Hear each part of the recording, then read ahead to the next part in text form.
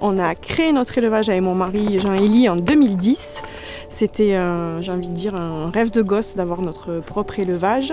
On a racheté un cheptel existant en fait avec des vaches Camargue. Il se trouve que on a pu acheter, mon mari est du Kellar, et on a pu acheter cette propriété des Ourtès. Et c'est vrai que mon papa rêvait du Kellar et de ces terres qui sont extrêmement riches en fait et très qualitatives pour les taureaux et pour cet élevage de taureaux Camargue AOP sauvages. Alors il faut se rappeler que en fait le taureau Camargue c'est un taureau qui est sauvage. J'insiste là-dessus parce que ce sont des bêtes qu'on manipule exclusivement à cheval. On ne pourrait pas travailler à pied. Donc on a un troupeau environ de 140 bêtes. Alors quand je dis 140 bêtes, c'est veaux, vaches, taureaux, tout mélangé.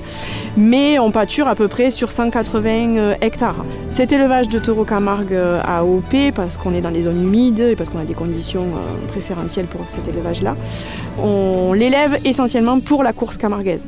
Alors là, eh bien, pour avoir un bon taureau de course, c'est un travail qui est difficile, qui est long, parce que vous avez une sélection qui se fait petit à petit. Du coup, en fait, c'est vrai qu'on a un métier qui est passionnant.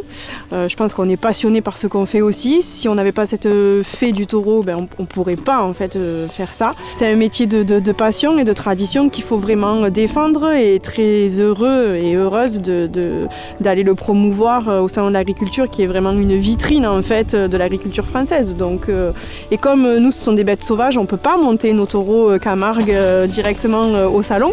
Donc je pense que c'est important d'avoir de montrer notre patrimoine et de le défendre et d'être présent sur ces traditions qui sont quand même ancestrales et qui sont fabuleuses, parce que notre taureau il est roi.